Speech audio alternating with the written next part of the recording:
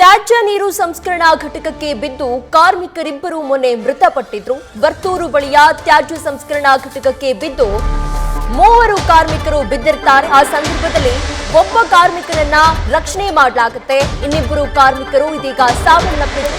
ನಿನ್ನೆಯಿಂದ ಹುಡುಕಾಡಿ ಮೃತದೇಹವನ್ನ ಹೊರತೆಗೆಯುವಲ್ಲಿ ಇದೀಗ NDRF team ಯಶಸ್ವಿಯಾಗಿದೆ.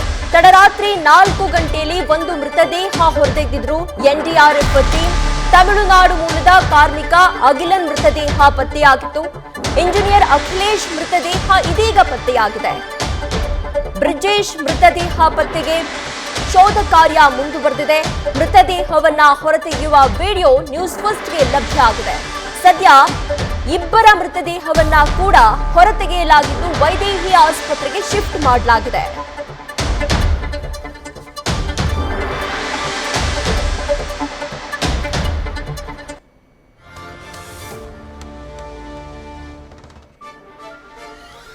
ತ್ಯಾಜ್ಯ ನೀರು ಶುದ್ಧೀಕರಣ ಘಟಕದ ಪ್ಲಾಂಟ್ನಲ್ಲಿ ಕಾರ್ಯನಿರ್ವಹಿಸ್ತಾ ಇರುವಾಗ ಆಯತಪ್ಪಿ ಮೂವರು ಕಾರ್ಮಿಕರು ಬಿದ್ದಿರ್ತಾರೆ. ಅದರಲ್ಲಿ ಓರ್ವ ಕಾರ್ಮಿಕನನ್ನ ಕೂಡಲೇ ಅಲ್ಲಿನ ಸಹ ಕಾರ್ಮಿಕರು ರಕ್ಷಣೆಯನ್ನ ಮಾಡಿರ್ತಾರೆ.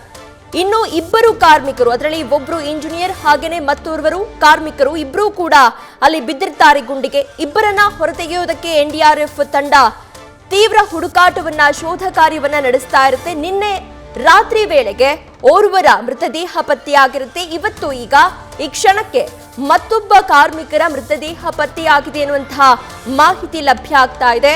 ಅಗಿಲನ್ ಎನ್ನುವಂತಹ ಇಂಜಿನಿಯರ್ ಮೃತದೇಹ ಹಾಗೇನೆ ಕಾರ್ಮಿಕ ಬ್ರಿಜೇಶ್ ಮೃತದೇಹ ಪತ್ತೆಯಾಗಿದೆ.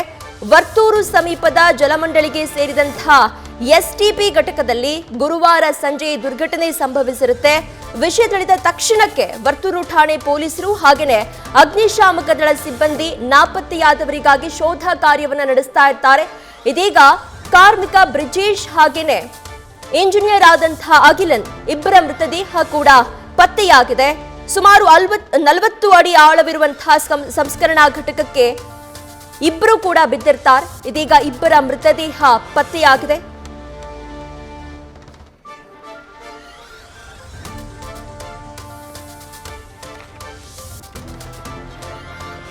ಈ ಬಗ್ಗೆ ಹೆಚ್ಚಿನ ಡೀಟೇಲ್ಸ್ ನಮ್ಮ ಪ್ರತಿನಿಧಿ ಸವಿತಾ ನೀಡ್ತಾ ಹೋಗ್ತಾರೆ. ಸವಿತಾ, ಮೊನ್ನೆ ನಡೆದಿರುವಂತಹ ದುರ್ಘಟನೆಯಲ್ಲಿ 3 ಕಾರ್ಮಿಕರು ಆ ಗುಂಡಿಗೆ ಬಿದ್ದಿರ್ತಾರೆ. ಓರ್ವರ ರಕ್ಷಣೆ ಮಾಡಲಾಗಿರುತ್ತೆ.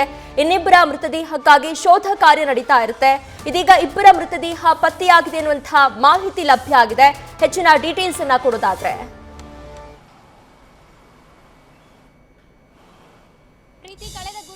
ಕಳೆದ ಗುರುವಾರ ವರ್ತೂರಿನ ಬೆಳಗೆರೆಯ ಈ ಎಸ್ಟಿಪಿ ಪ್ಲಾಂಟ್ಗೆ ಮೂವರು ಬಿದ್ದಿರ್ತಾರೆ. ಅದರಲ್ಲಿ ಒಬ್ಬರ ಕಾರ್ಯಾಚರಣೆ ಆಗುತ್ತೆ. ಇನ್ನಿಬ್ಬರ ಮೃತದೇಹ ಶೋಧ ಕಾರ್ಯಾಚರಣೆ ನಿರಂತರವಾಗಿ ನಡೆದಿರುತ್ತೆ.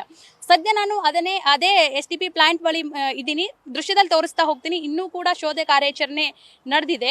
ಈಗಾಗಲೇ ಬೆಳಗಿನ ಜಾವ 3:15 ಒಂದು ಮೃತದೇಹ ಪತ್ತೆಯಾಗಿರುವಂತಹದ್ದು. ಜೊತೆಗೆ ಇನ್ನೊಂದು ಮೃತದೇಹಕ್ಕೆ ಶೋಧ ಕಾರ್ಯಾಚರಣೆ ತೀವ್ರವಾಗಿ ನಡೀತಾ ಇದೆ.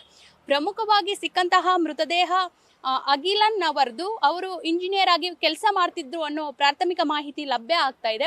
ಬೆಳಗಿನ ಜಾವ 3:15 ಸುಮಾರಿಗೆ ಆ ಆಸುಪಾಸಿನಲ್ಲಿ ನಿರಂತರ ಕಾರ್ಯಾಚರಣೆ ಬಳಿಕ ಮೃತದೇಹ ಪತ್ತೆಯಾಗಿದೆ. ಅದಾದ ಬಳಿಕ ಬ್ರಿಜೇಶ್ ಅವರ ಮೃತದೇಹ ಪತ್ತೆಗೆ ಶೋಧ ಕಾರ್ಯಾಚರಣೆ ತೀವ್ರವಾಗಿ ನಡೆದಿದೆ.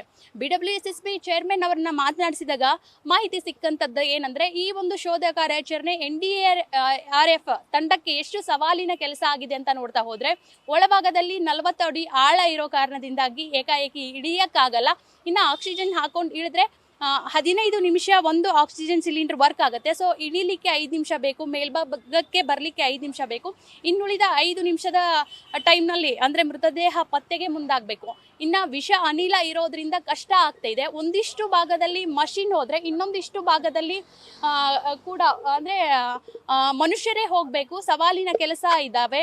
ಒಳಭಾಗದಲ್ಲಿ ಯಂತ್ರಗಳಿರೋ ಕಾರಣದಿಂದಾಗಿ ಏಕಾಏಕಿಯಾಗಿ ಇಳಿಲಿಕ್ಕೆ ಆಗಲ್ಲ ಅನ್ನೋ ಕಾರಣ ಕೂಡ ಕಂಡು ಬರ್ತಾ ಇದ್ದಾವೆ. ಮೃತರ ಕುಟುಂಬ ಇದೆ. ಸೊ ಅವರನ್ನ ಮಾತಾಡಿಸ್ತಾ ಹೋಗೋಣ. ಎಷ್ಟು ವರ್ಷದಿಂದ ಕೆಲಸ ಮಾಡ್ತಿದ್ರು, ಇಲ್ಲಿ ಯಾವಾಗ ಬಂದಿದ್ರು, ಏನು ಕೆಲಸ ಮಾಡ್ತಿದ್ರು ಅಂತ. ಸರ್, அகிலன் ஏன் ಕೆಲಸ ಮಾಡ್ತಿದ್ರು ಸರ್ ಇಲ್ಲಿ? அகிலன் தருமபுரி மாவட்டம் அரூர் ஒன்றியம். ಏನಾಗಿದೆ? ஒர்க்குக்காக வந்தாப்புல.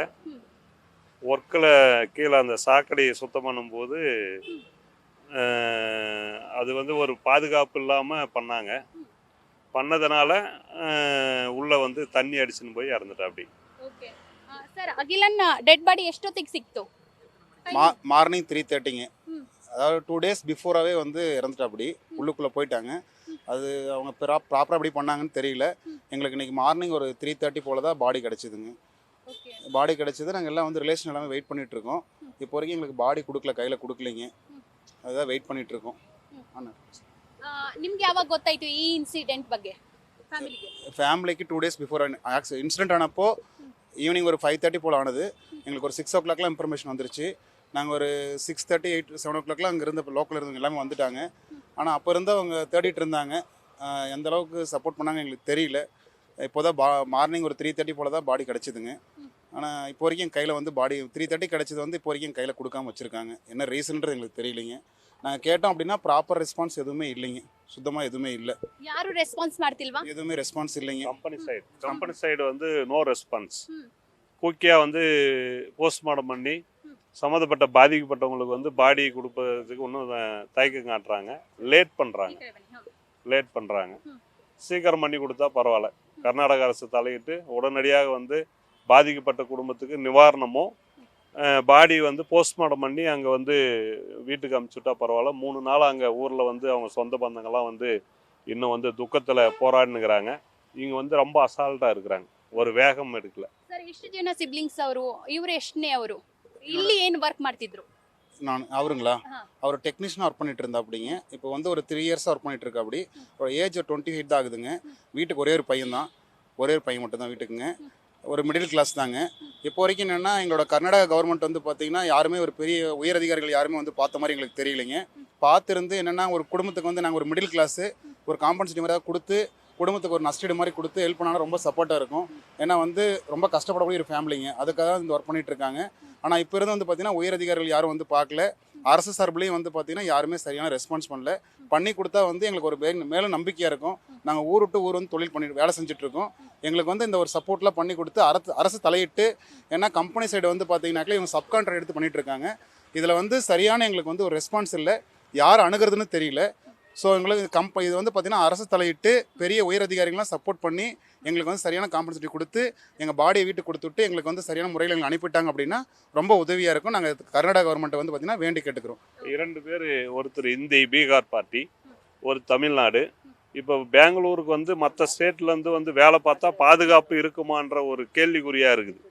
ஏன்னா பாதிக்கப்பட்ட குடும்பத்துக்கு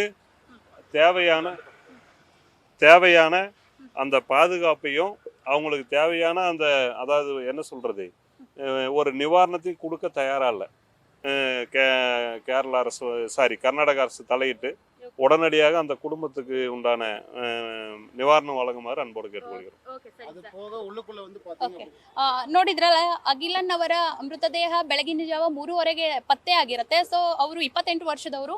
ಸೊ ಇಲ್ಲಿ ದುಡಿಲಿಕ್ಕೆ ಬಂದಿದ್ರು, ಮಧ್ಯಮ ವರ್ಗದ ಕುಟುಂಬ. ಸೊ ಕಂಪನಿ ಅಂದ್ರೆ BWSSB ಇಂದ ಯಾವುದೇ ರೆಸ್ಪಾನ್ಸ್ ಸಿಗ್ತಲ್ಲ, ಸರಿಯಾದ ಸ್ಪಂದನೆ ಕುಟುಂಬಕ್ಕೆ ಸಿಗ್ತಿಲ್ಲ ಅಂತ ಕುಟುಂಬಸ್ಥರು ಅಂದ್ರೆ ಅವರ ಬ್ರದರ್ ರಾಮ್ ಅವರು ಆರೋಪ ಮಾಡ್ತಿರುವಂತದ್ದು. ಒಟ್ಟಾರೆ ಶೋಧ ಕಾರ್ಯಾಚರಣೆ ಇನ್ನೂ ಮುಂದೆ ವರ್ದಿದೆ. ಇನ್ನೊಂದು ಮೃತದೇಹದ ಕಾರ್ಯಾಚರಣೆ ಸವಾಲಿನ ಕೆಲಸ ಆಗಿತ್ತಂತ ಹೇಳಿದೆ ಪ್ರೀತಿ. 40 ಅಡಿ ಆಳದಲ್ಲಿ ಇಳಿಬೇಕಂದ್ರೆ ಸೊ ಆಕ್ಸಿಜನ್ನ ಕೊರತೆ ಆಗುತ್ತೆ, ಜೊತೆಗೆ ವಿಷ ಅನಿಲ ಇರುತ್ತೆ. ಸೊ ಯಂತ್ರೋಪಕರಣಗಳು ಅಡ್ಡಿ ಮಾಡ್ತಾವನ್ನೋ ಮೇಲ್ನೋಟಕ್ಕೆ ಕಂಡು ಬರ್ತಾ ಇದೆ. ಒಟ್ಟಾರೆ ಕಾರ್ಯಾಚರಣೆ ಚುರುಕಾಗಿದೆ ಅಂತಾನೆ ಹೇಳ್ಬೋದು ಪ್ರೀತಿ. ಓಕೆ, ಈಗ ಒಬ್ಬರ ಮೃತದೇಹ ಪತ್ತೆ ಆಗಿದೆ, ಮತ್ತೊಬ್ಬ ಕಾರ್ಮಿಕರ ಮೃತದೇಹ ಶೋಧ ಕಾರ್ಯ ನಡೆಸ್ತಾ ಇದ್ದಾರೆ ಅನ್ನುವಂತಹ ಮಾಹಿತಿ. ಓಕೆ ಸವಿತಾ, ನಿಮ್ಮೆಲ್ಲ ಡೀಟೇಲ್ಸ್ಗೆ ಥ್ಯಾಂಕ್ ಯು.